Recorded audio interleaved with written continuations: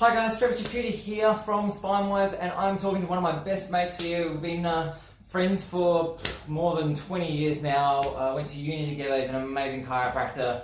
Hi. Jens, it's great to see you again, mate. Great to hang out with you in Adelaide. Always an awesome time to catch up with you. Unfortunately, we don't get to catch up enough.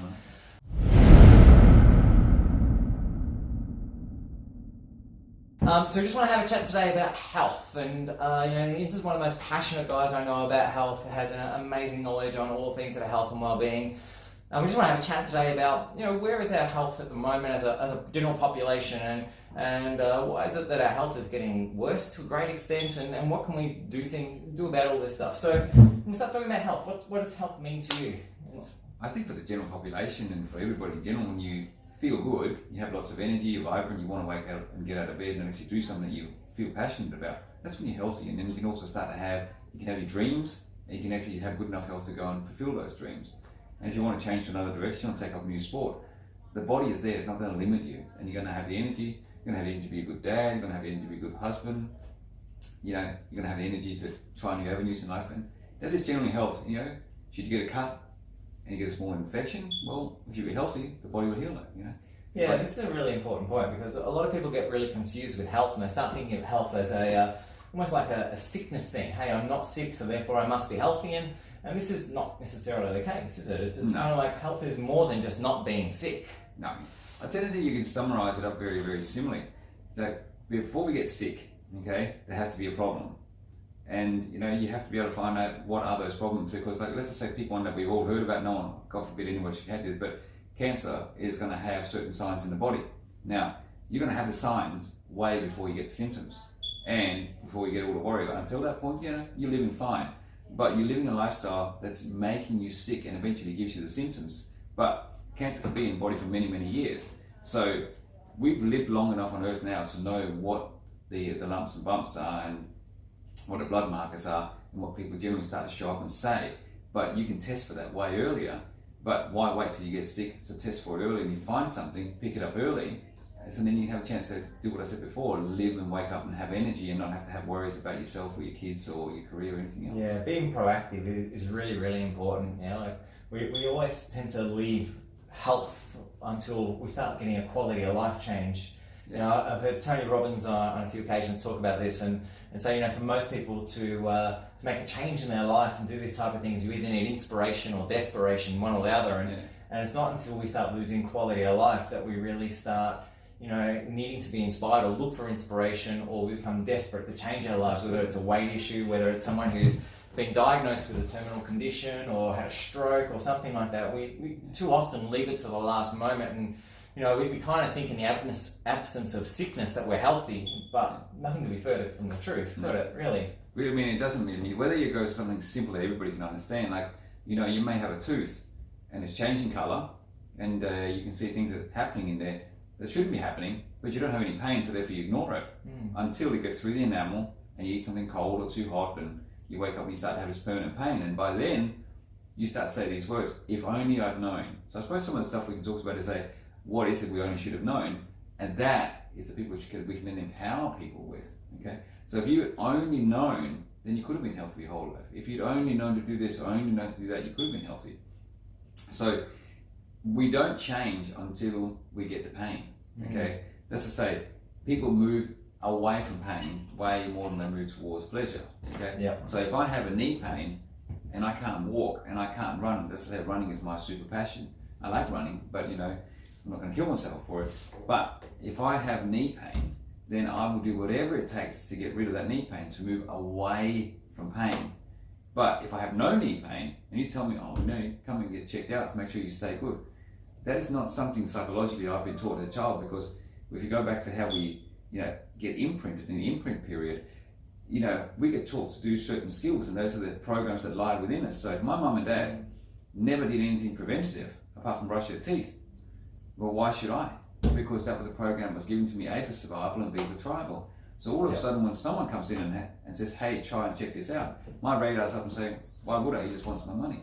So it really is important for people to start being proactive and get educated. That's the big thing, isn't it? We just need to get educated and start taking those steps, because there's a lot of different soft signs and subtle things that can be picked up on that aren't necessarily indications that you will develop a condition, but potentially are things that may suggest that things aren't functioning as well as they should, and probably need to be addressed to be that, to try and aim for that top level of function and not leave it to the last moment. I always talk about if you had it the right way, what is it in your life that you really want to have more of?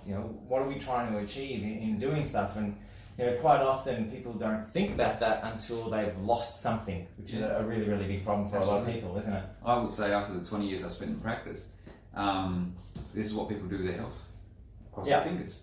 And then when the pain comes, it's almost like this, here comes the credit card, just fix the pain. Yeah. But by then the problem has been in the body for that long, they've most likely ignored it or tried a rub or a cream or a stretch or a painkiller or an injection or something like that, but it hasn't gone away. And that's what we call like a patch up or a quick fix. Now, it's not really necessarily only the pain they're coming from, it's also the lifestyle they're now being excluded from. So let's just say they play soccer and they're playing on a team. That means also their whole social connection is connected to that team and what they do on the field, what they do in training, the jokes they tell, the stories that come into it, the invitations they get, the holidays they go on together. If that knee doesn't get fixed, all that goes away. Yeah. And they're not part of sharing anymore. So all of a sudden, getting that knee pain or back pain or whatever they come in with fixed means a whole lot more than just the pain. Yeah, there's a bigger picture to it. I always talk about, one of the things I should say I often talk about with people is, when was the last time you went to a GP or a healthcare provider and say, hey, I'm feeling all right, how can I feel better? It just doesn't seem like a realistic thing. Our entire society is really governed around, hey, I've lost something, how do I get it back? Which is a really big problem, isn't it? So what are the key fundamentals that you see are the really important stuff that people need to include in their life to be healthy? Or to try and be as healthy as possible? Look, I've looked after some really good athletes, some of the world's best as well. And I tend to think what I've learned from being around the teams is they don't just look at this person is feeling good today, let's send him out there again tomorrow. They have a whole bunch of people and they sort of look at everything like a little cog in a wheel or a little piece of a pie. So when I come in, I'm just a tiny piece. But when a masseur goes in, he's also another tiny piece. The guys that make sure that all the bottles are ready every day. If the bottles aren't there, they're going to dehydrate and we're not going to get any performance. They have a tiny piece.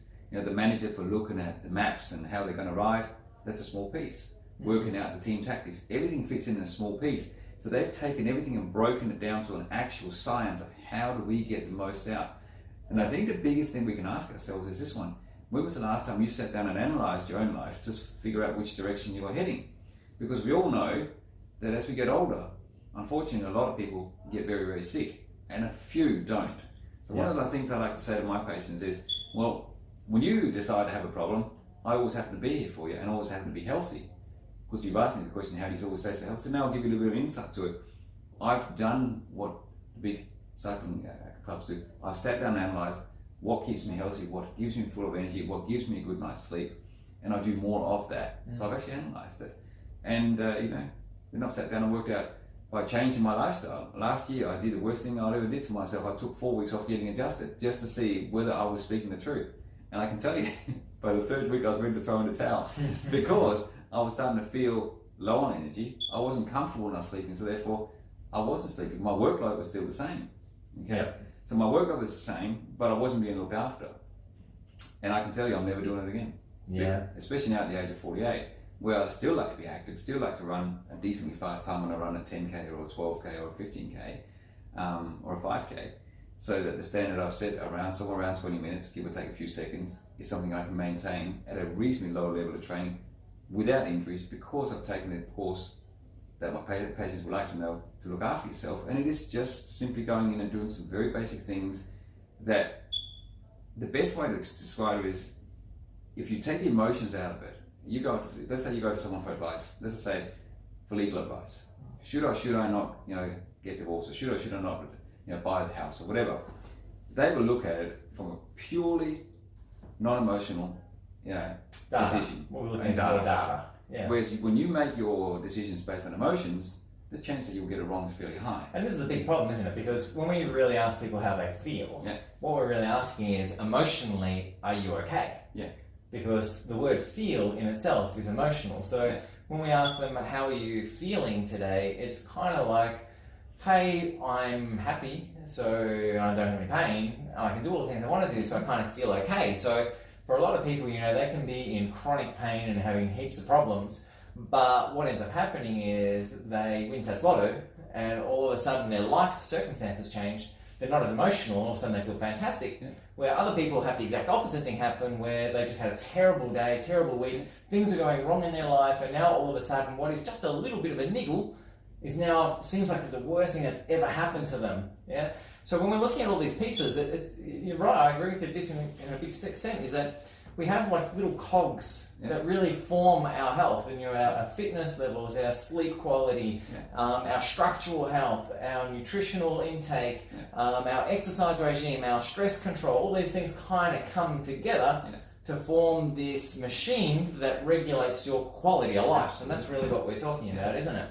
And these are all the things that we really need to address. And the big problem is that, from what I see at least, I don't know if you're the same, but from what I see in practice is that a great lot of these people will have that cog, that machine break down, and then really what they're looking for is what is the one piece that is the problem, when realistically speaking it's usually a whole series of those pieces that really need to be addressed, whether it be from an inflammatory perspective with food, or whether it be an exercise perspective with sleep deprivation, all these kind of things that come together to make our health. And when one thing goes wrong, the whole cog breaks down, and then people look for the one thing, which often isn't the case. It's more than one thing quite often. You're very.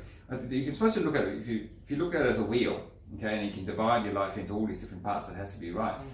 Now, if the wheel runs smoothly, that means you've got all the parts at a 10. So let's just say you had the center of the wheel at a 0, and you're doing everything you can at a 10. Every part's at a 10. The wheel just runs smoothly. It means your life runs smoothly. It's just a metaphor. Yeah.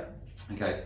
So let's just say you had the best nutrition, and you had the best sleep, the best training and everything, but you forget to hydrate. Well, eventually it doesn't matter anymore. Vice versa, you could have the best training, the best hydration, the best coach, the best support team, but you forget to sleep properly, and eventually you get another problem. So it's not just about one thing, okay? Because I could have, a really smart guy behind a computer, and he'd be working well for 2 days. He was working for me, but after that, he might not be working for another couple of days. Yeah. Because he wasn't balancing himself out. Yeah. And that's just little things. So, and also with food, we've been so educated on TV by what to eat. Today McDonald's.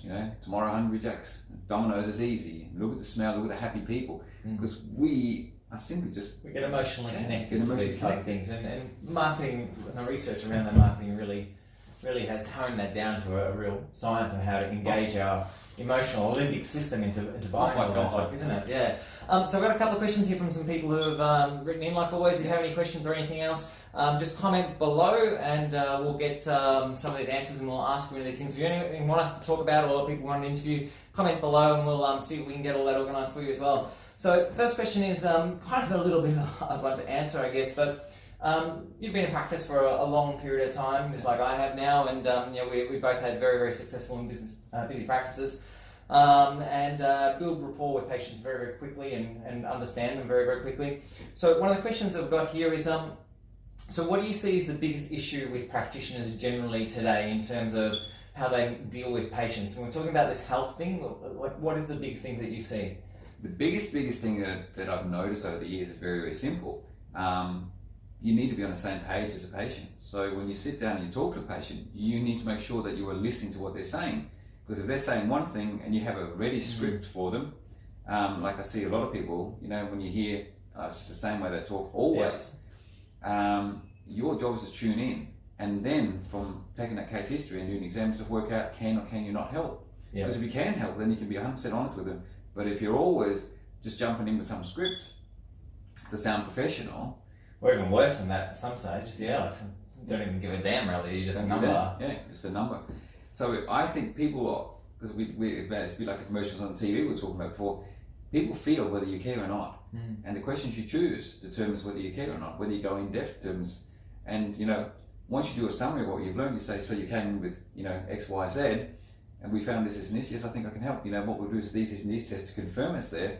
And if that shows we can still help, then it'll also tell us where to start. And it'll tell us, whether it's a small problem, a medium problem, a large problem. And it'll also tell us how much we can do. And after we've adjusted you today, if it determines that, then we can, after your response, tailor a program that'll get you to where hopefully you've said today you'd like to get back to pain-free and have a good lifestyle, and you'd like be able to spend time with your partner and go for a run again and spend time with the kids. And this is I see the same thing all the time. Like I see that there's just a lack of empathy amongst practitioners generally. Like most practitioners are now so busy right across the healthcare profession that they've just forgotten that the person on the other side of that bench, I mean, we don't use tables or anything in our office, like we're always one-to-one like we are now, but a lot of people still sit on the other side of a table and have a barrier between, it's like, you're on that side, you don't come to this side, and this is my side, like come this side. And there's just no connection, there's no empathy, there's no care, and the net result of that is they just truly don't ever understand a patient. Like, I know you do it, and I do it as well, where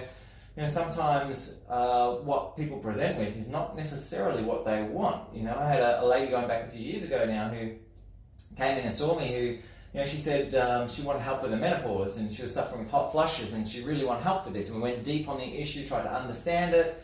And in the end, when I asked, we really got deep, like, how will this change your life? And what is it that you're trying to achieve? We eventually worked out the whole reason she wanted to get rid of her hot flushes is because she attributed that weight gain to a menopause. So she believed that if she got rid of her menopause, she'd automatically lose weight. So she started drawing conclusions that weren't necessarily correct. So unless we'd actually gone deep and understood what her issues were and how they were affecting her, we would never have understood, and we would have made a program tailored for her for certain issues that actually wasn't what she wanted to achieve. And it's a big problem. Like, I see it all the time where, practitioners sometimes just don't stop to really ask and talk and connect to people. And I think that the big thing, I was just looking up because I'm thinking back of a specific example, but the big thing that you see, if I have to generalize a little bit, is in anything, whether you're selling hot dogs, you ask, what would you like on it? You don't just put the standard on and say, here. And it's the same thing with a pizza. What would you like on it? Okay. And people say, is there any specific, where you're like gluten-free, or would you like extra this or extra that? So what we're doing is no different, because if they get what they want, they're going to be happy. And it's the same thing. You can go to McDonald's, okay, and you can say, well, I'd like this, but without pickles, for example. So they'll take them off because you don't like the pickles. Okay? Which is what I always say. Sometimes they just want the adjustment, but they're not highly motivated to do anything themselves, so they don't want the stretching exercise. And I said it's okay, but it's just going to take a bit longer, and you won't get there as fast. So that's their choice. That's their choice. Yeah. So again, not everybody's the same. But in general, if I had to give you a simple formula everybody can use, it is, discover while they're there, and then as you get started, check in with them all the time. How are we doing? How are we doing? Anything I need to know today? Okay, how you doing with this? How you doing with that? And it doesn't take that long, but it means you are connected. And if you don't do that, well, then it's a little bit like with a person. The less time you spend with them, less you ask about them, the more you disconnect. And if you don't have that connection, like my practices run pretty much on direct referrals for God knows how long. But basically, if you do that, there was an old saying, so if you look after the people, the rest will look after itself. And I remember listening to it, and I thought to myself, well, how do you do that? But it actually comes down to the skills we learn at school. We then refine, so we get better and better at them, and work out when to use what based on our experience. Because you're going to use the same formula. What you walked out of school with was like... And research is always changing too, So, but human interaction, as we can find out, if there's a Harvard Grant study that's quite interesting, that basically worked out that the deeper we are connected, the healthier we are. So it's impossible to get someone to heal unless they feel a connection. But the Harvard Grant study we could talk about for half a day, which it ran for over 75 years. And if we can understand the Harvard Grant study with our interaction with the patients, that's probably the biggest thing I can give anyone who's been in practice for a while where it's not working, or someone who's just starting out to find out, where do I find my feet, what do I do, what are the right questions to ask. And I would say, just care. Just like you would want if it was your mother or brother to walk into a chiropractor, and you would hope that they got the best service, then you got to think to yourself, well, how do I get the best service? And the first few times you might be really slow at it, but like anything else, you get faster and faster at it. And you can come up with, if you feel like you've covered all bases, and you feel like they understand everything, just throw in the safety question. Anything else? Any other questions? It's funny you say that. I remember going back a decade or so ago now when I was first in practice, and I had a few patients who had asked me if I knew any good oncologists, and I didn't have any connections back then. I wasn't aware of anybody, so I was aware of a guy in the UK who I was fairly familiar with. Like I'd spoken to him on a couple of occasions about things, asked him for a couple of bits of advice. And one of the questions I asked him was, hey, do you have any good oncologists that you know that you can highly recommend in Melbourne that I can send these patients to? And his answer was, look, I don't know anyone personally there, but I'll give you the best advice I can give you. And that is, if a practitioner ever takes a parental tone with you, it's time to leave. Yeah. They're no longer acting in your best interest, they're acting in their own best interest, and ego and arrogance, and sometimes is becoming a grey area. And if someone's not going to listen to you, and someone's not going to ask you for your advice and ask for you as a patient, ask you what your thoughts are on the plan, and give you information, allow you to make a decision on where you want to go with your own program, then you know they're probably not the right practitioner for you to be seeing at that point in time. I got another interesting question here from another patient while we're on this topic. Oh, I should say patient, sorry, another viewer. And that is, do you have any advice on how to find a good practitioner? Is there any, like healthcare's become, I just want to touch on this a little bit now because this is really important, because everything in our modern day world is getting commoditized. Like we've been trained now to just talk about everything with price. It's like, hey, I'll sell you this mobile phone for this price. No, I'll do it cheaper at this price. And we're in a global economy now. So we've all been trained, like, if I want to go buy tyres for my car and I know nothing about tyres, I don't know what questions to ask. So I pick up the phone and the only thing is, hey, do you sell tyres for my car X? Yes. How much will it cost me? It'll cost you this. Oh, well, that's expensive. Bang. Next person, hey, do you sell tyres for this? Yes. How much are they? Boom. Oh, well, that's really cheap. Without actually understanding what the variance in price is or why that occurs. So this is a really great question. Are there any questions or any advice that you can give to people who are looking for a practitioner? I tend to think, for starters, you need to sort of look to the future and think about what results do I want, okay? And who do I want to deal with? Do I want to deal with someone who I feel connected to, or am I just happy with being a number? And then you can, to find out about who a person is, you've got to ask them questions. Like I can't just say, I can't just walk down the street unless I say I was single and say, hey, do you want to get married? Hey, do you want to get married? I probably won't get a whole lot of success.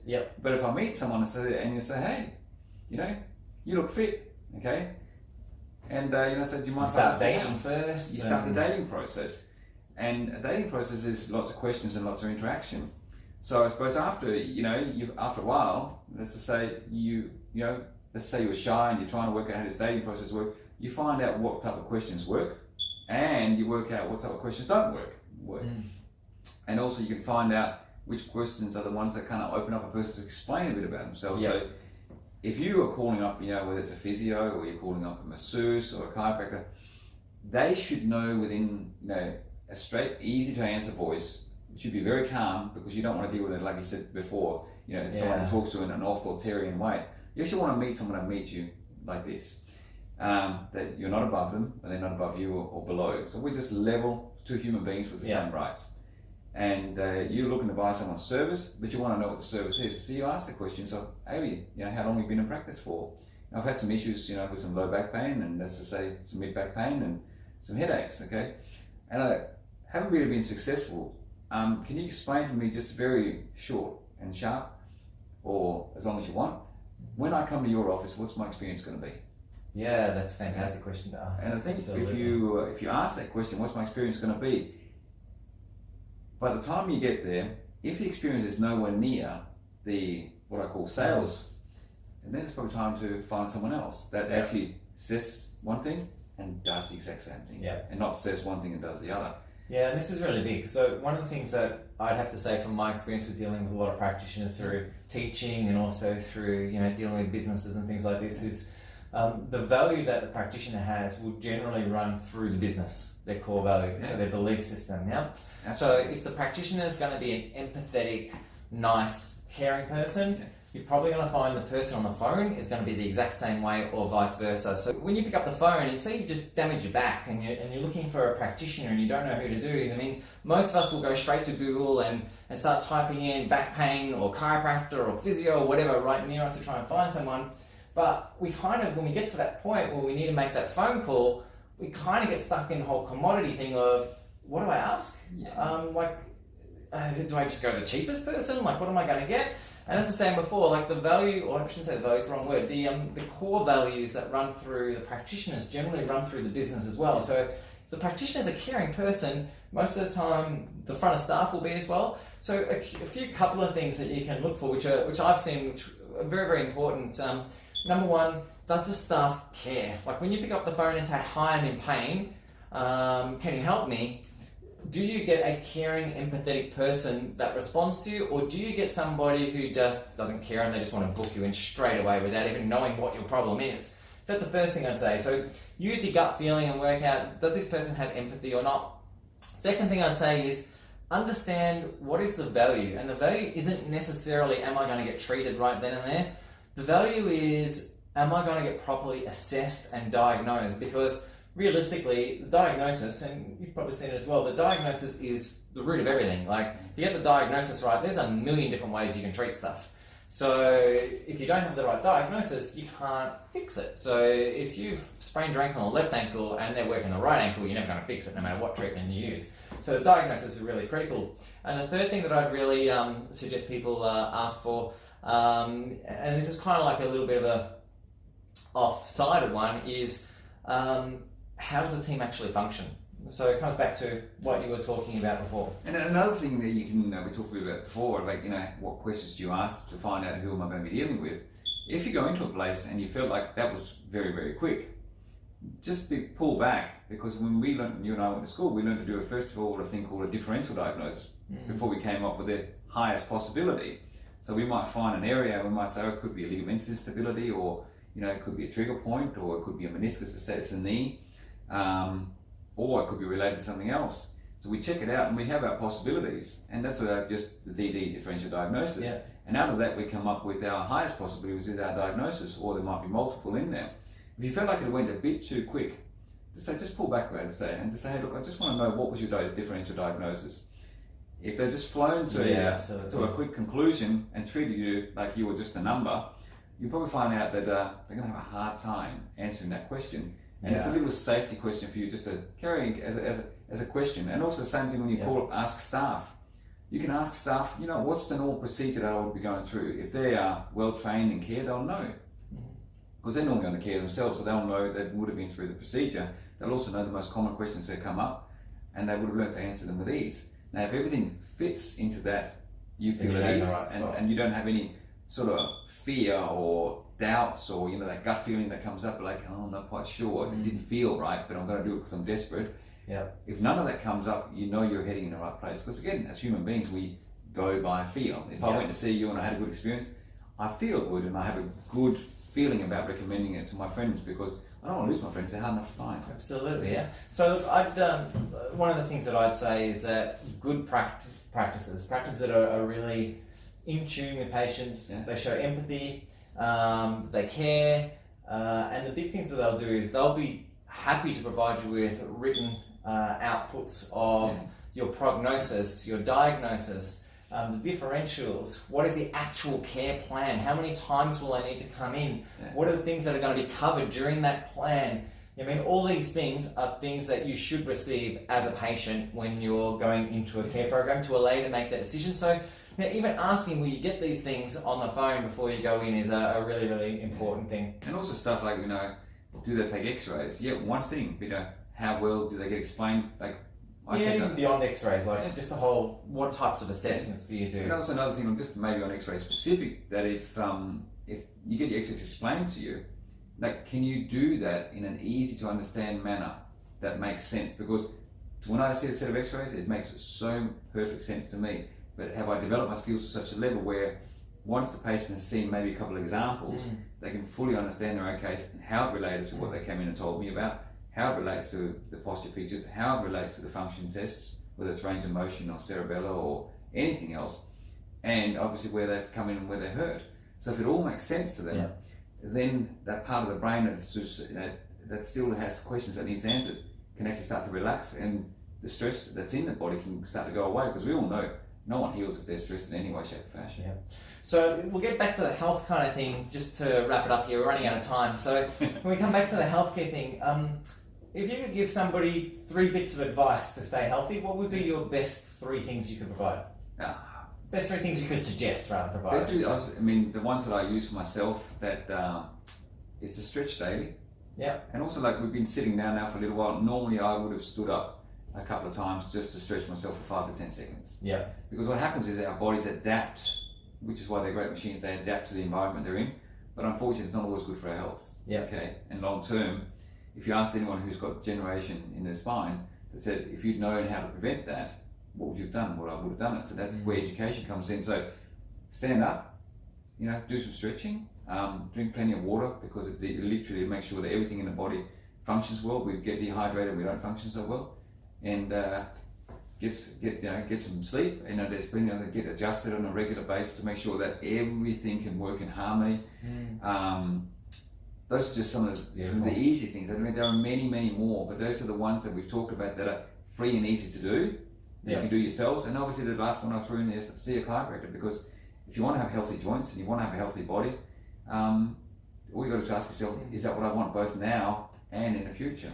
Yeah, and look, I agree to a great extent. So I mean, when I often get asked about this, I speak to a lot of people online and all different areas, and the 3 bits of advice that I really give people often are, number 1, move. You need to keep moving. There's a saying that says, if the brain is the engine, your feet are the batteries. We've got to keep moving. It's definitely top of the list.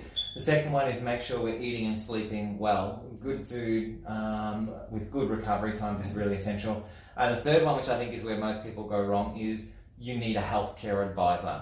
And when I say a healthcare advisor, I'm not saying a sick care advisor, someone you go to when you're ill. No. I'm talking about someone who is trained to pick up subtle shifts, who can basically sit down and have a look through your system and say, hey, look, from my perspective, neurologically, for doing specific functional neural tests or lab tests or whatever, I can say that at the moment, I can't find anything wrong with you, and be honest and open about it from an educated perspective, and give you that feedback on a regular basis to guide you through your journey through life to keep you in that healthy state.